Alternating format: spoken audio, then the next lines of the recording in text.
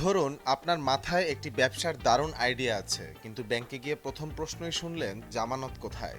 সেই এক প্রশ্নেই থেমে যায় হাজারো তরুণের উদ্যোক্তা হওয়ার স্বপ্ন।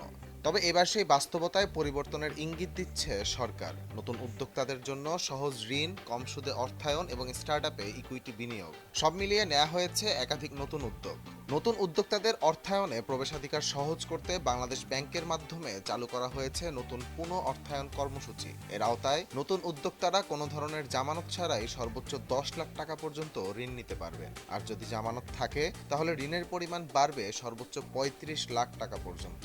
এই স্কিমে ঋণের সর্বোচ্চ সুদের হার নির্ধারণ করা হয়েছে 7%। শুধু তাই নয়, স্টার্টআপ উদ্যোক্তাদের জন্য আলাদাভাবে গঠন করা হয়েছে 500 কোটি টাকার একটি পুনঃ অর্থায়ন তহবিল। এই তহবিল থেকে মাত্র 4% সুদে ঋণ পাওয়ার সুযোগ থাকবে। এর পাশাপাশি উদ্ভাবনী স্টার্টআপগুলোর জন্য ইকুইটি বিনিয়োগের ব্যবস্থাও করা হয়েছে। বাংলাদেশ ব্যাংকের উদ্যোগে এবং 39টি তফসিলি ব্যাংকের অংশগ্রহণে গঠিত Bangladesh startup investment company PLC সম্ভাবনাময় স্টার্টআপে বিনিয়োগ করবে, যাতে উদ্যোক্তারা শুধু ঋণের ওপর নির্ভরশীল না থেকে মূলধনও সংগ্রহ করতে পারে।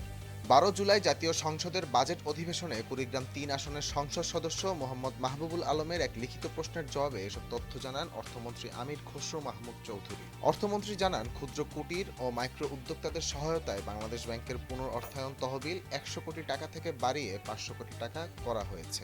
এছাড়া বাংলাদেশ ব্যাংকের অর্থায়নে এবং কর্মসংস্থান ব্যাংকের মাধ্যমে পরিচালিত 1000 কোটি টাকার স্বল্প সুদে ঋণ কর্মসূচি 2025 সালের 14 জুলাই সফলভাবে শেষ হয়েছে। এই কর্মসূচির মাধ্যমে প্রশিক্ষণপ্রাপ্ত ও বাস্তব অভিজ্ঞতা সম্পন্ন শিক্ষিত ও অর্ধশিক্ষিত বেকার যুবকদের কুটির, ক্ষুদ্র ও মাইক্রো উদ্যোগে ঋণ দেওয়া হয়েছে। এই উদ্যোগের ধারাবাহিকতায় বর্তমানে 1200 কোটি টাকার নতুন একটি তহবিল গঠনের কাজও চূড়ান্ত পর্যায়ে রয়েছে। উদ্যোক্তা উন্নয়ন, কর্মসংস্থান সৃষ্টি এবং দেশের ক্ষুদ্র ও স্টার্টআপ খাতকে আরও শক্তিশালী করতেই এসব কর্মসূচি দেশব্যাপী বাস্তবায়ন করা হবে বলে জানিয়েছেন অর্থমন্ত্রী। এখন দেখার বিষয়, সহজ ঋণ আর কম সুদের এই উদ্যোগ সত্যিই কি নতুন উদ্যোক্তাদের স্বপ্নকে বাস্তবে রূপ দিতে পারে, নাকি আগের অনেক প্রকল্পের মতো এটিও কাগজেই সীমাবদ্ধ থাকবে।